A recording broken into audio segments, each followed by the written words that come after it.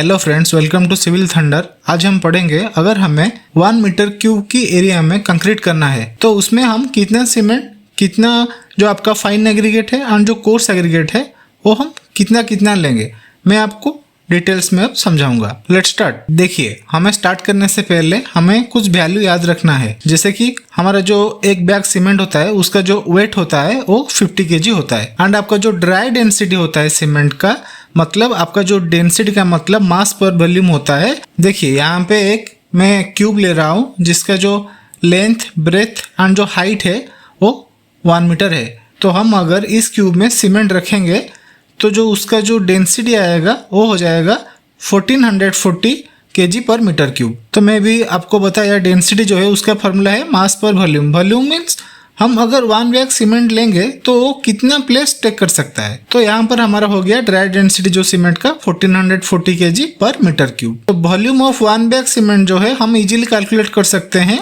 जो weight of 1 bag cement है उसे हम 1440 kg से डिवाइड करेंगे तो आपका आ जाएगा 0.0347 मीटर क्यूब। तो उसके बाद हम आते हैं ड्राई डेंसिटी ऑफ सैंड जो कि 1442 kg पर मीटर क्यूब है। एंड आपका जो ड्राई डेंसिटी ऑफ एग्रीगेट है वो है 1500 kg पर मीटर क्यूब। एंड आपका जो डेंसिटी ऑफ कंक्रीट है वो है 2500 kg पर मीटर क्यूब। और यहाँ पे आपको एक बात याद रखना है, आपका जो वॉल्यूम ऑफ ड्राई कंक्रीट है वो 1.54 to 1.57 टाइम्स आपका वॉल्यूम ऑफ वेट कंक्रीट का है। तो 1.54 और 1.57 टाइम्स हम क्यों करते हैं?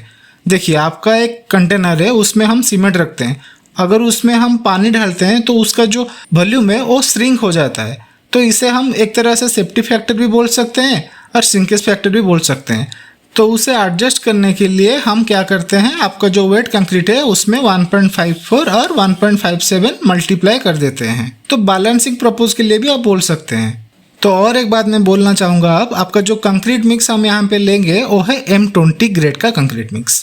मतलब आपका जो cement, fine aggregate and coarse aggregate है उसका जो रेशियो है 1:1.5:3 है। तो यहाँ पे जो M है उसका मीनिंग है मिक्स।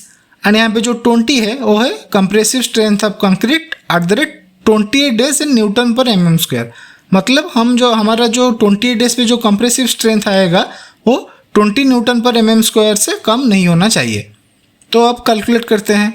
तो सीमेंट क्वांटिटी कैलकुलेशन करने के लिए हमारा जो पहला फार्मूला है वो है, हम सीमेंट को डिवाइड करेंगे cement plus sand plus aggregate, जो कि आपका जो 1:5 एंड जो 3 है उसे डिवाइड करेंगे। फिर उसमें आपका जो 1.57 है हम मल्टीप्लाई कर देंगे। तो आपका यहाँ पे तो सीमेंट 1 है एंड जो सीमेंट सैंड एग्रीगेट है वो मैं लिख दिया 1 + 1.5 + 3 एंड मल्टीप्लाई किया 1.57 से। तो उसके बाद जो आंसर आता है हमारा आ गया 0.29 मीटर क्यूब। तो उसके बाद जो 1 मीटर क्यूब ऑफ सीमेंट है जो कि 1440 kg है, मैं आपको प्रीवियस स्लाइड में भी बोला था। तो 0.29 मीटर क्यूब ऑफ सीमेंट में कितने kg का सीमेंट लगेगा उसे कैलकुलेट करने के लिए जो 0.29 वैल्यू आया आपका जो क्वांटिटी है एंड आपको जो 1440 है उसे मल्टीप्लाई कर देंगे। तो वो होने से हमारा जो आंसर आ जाएगा वो हो जाएगा 417.6 kg सीमेंट। तो अब हमारा 1 मीटर क्यूब कंक्रीट के लिए 417.6 kg सीमेंट चाहिए। तो हमें तो पता हो गया इतना सीमेंट चाहिए। तो अब हम कैलकुलेट करेंगे कितना बैग सीमेंट चाहिए। आपका जो एक बैग सीमेंट है उसका वेट तो 50 kg है, तो 417 से हम डिवाइड कर देंगे 50, तो हमारा आ गया 8.34। So basically you can take 9 bags of cement. तो अब हम कैलकुलेट करेंगे आपका जो सैंड क्वांटिटी है। तो क्वांटिटी ऑफ सैंड पाने के लिए हम अब क्या करेंगे, वही सेम फार्मूला है बट हम डिवाइड करेंगे सैंड का जो वैल्यू है 1.5 उसमें से cement plus sand plus aggregate को, देन मल्टीप्लाई कर देंगे 1.57 से। तो आपका जो सैंड का वैल्यू है M20 का वो तो हो गया 1.5, तो उसे हम डिवाइड करते हैं 1 + 1.5 + 3 से, फिर मल्टीप्लाई कर देंगे 1.57। तो आपका जो आंसर है वो हो जाएगा 0.4 पर मीटर क्यूब।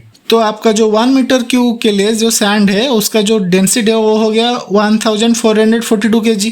तो हमें तो पता चल गया 1 मीटर के लिए आपको 0.44 मीटर क्यूब का सैंड चाहिए। तो 0.44 मीटर क्यूब सैंड जो है उसका हम कैलकुलेट करने से हमारा आ गया 634.48 kg 1 मीटर के लिए। तो अब हम कैलकुलेट करेंगे एग्रीगेट क्वांटिटी।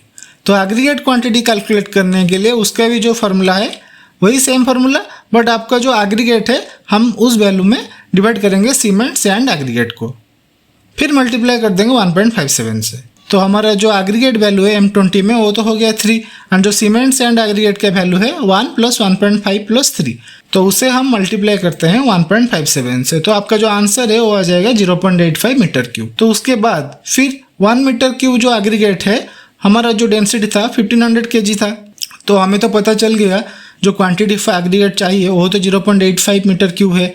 तो इसलिए हम 1 मीटर क्यूब में कितना एग्रीगेट चाहिए, तो वो आंसर आ जाएगा 1500 को 0.85 से मल्टीप्लाई करने से, जो कि आएगा आपका 1275 kg। तो अब हम कैलकुलेट करेंगे वाटर क्वांटिटी, क्योंकि वाटर के बिना तो हम मिक्स नहीं कर सकते हैं ना। तो अब हम कैलकुलेट करेंगे वाटर क्वांटिटी। तो वाटर रिक्वायरमेंट जो है उसे कैलकुलेट करने के लिए हमें जो फॉर्मूला है, हमें अज्यूम करना है वाटर सीमेंट रेशियो जो है वो है 50% ऑफ सीमेंट का।